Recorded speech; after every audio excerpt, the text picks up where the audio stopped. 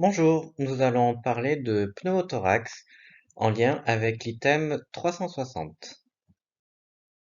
Donc tout d'abord, le pneumothorax désigne l'irruption d'air dans la cavité pleurale qui est habituellement une cavité virtuelle et qui va devenir réelle chez certains patients du fait de l'intrusion d'air dans cette cavité. Le diagnostic de certitude repose sur la radiographie du thorax, debout, de face, en inspiration. Elle identifie aisément le pneumothorax et précise le retentissement médiastinal. Le diagnostic radiographique peut être parfois plus difficile, par exemple lorsque il s'agit d'un malade couché et que l'on ne peut pas transporter, auquel cas des modalités d'imagerie alternatives telles que l'échographie peuvent avoir leur intérêt. Le scanner thoracique également, qui est très sensible mais non nécessaire en cas de premier thorax spontané. Il est recommandé lorsque le diagnostic concerne des situations d'interprétation difficiles ou en cas de récidive de pneumothorax spontané à la recherche de bleps et de bulles apicales ou bien encore une maladie pulmonaire sous-jacente. Vous avez de façon illustrée un exemple de pneumothorax. Vous avez donc à gauche l'image de radiographie standard en inspiration native et à droite une schématisation où en rose beige est schématisé le poumon normal.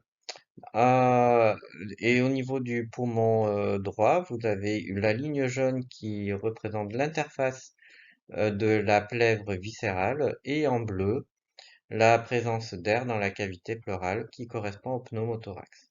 Donc au niveau du poumon gauche, on peut distinguer des petites opacités tubulaires ramifiées qui sont visibles jusqu'en périphérie du poumon. Il s'agit donc ici d'une architecture pulmonaire normale.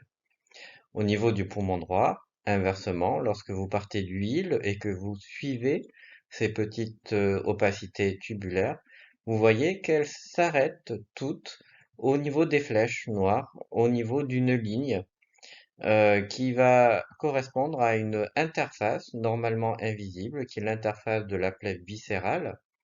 Cette plèvre viscérale est d'habitude collée contre la plèvre pariétale et vous voyez ici qu'elle est décollée et les vaisseaux s'arrêtent tous au niveau de cette interface. Au-delà de cette interface, on constate uniquement une hyperclarté. Le poumon est, pardon, la cage thoracique est entièrement noire du fait de la présence d'air qui signe le diagnostic d'un pneumothorax.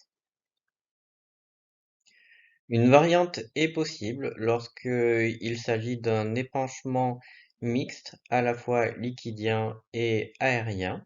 On parle d'hydropneumothorax. Il est visible sur ce cliché du côté droit avec la présence d'un niveau hydroaérique entre l'opacité liquidienne homogène en bas et l'hyperclarté aérienne au-dessus, avec une ligne franche horizontale séparant ces deux tonalités différentes, le liquide en bas et l'air au-dessus.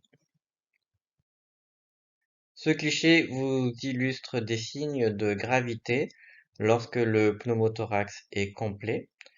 Donc au niveau de la cage thoracique à gauche, si vous partez du hile et que vous suivez les vaisseaux intrapulmonaires, vous voyez qu'ils s'arrêtent tous très tôt au niveau d'une nouvelle interface liée à la plèvre viscérale qui est décollée de la plèvre pariétale et ce moignon de poumon qui s'est vidé de son air du fait du décollement qui vous est indiqué par la petite étoile noire.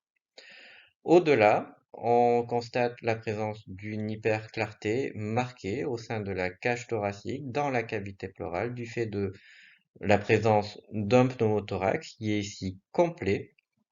Les signes de gravité que l'on peut distinguer sur ce cliché sont la déviation des structures du médiastin du côté contralatéral vers la droite, indiquée par une flèche horizontale blanche, Vous avez également des signes de compression et de distension avec une déviation de la coupole diaphragmatique gauche vers le bas, indiquée par la flèche verticale blanche.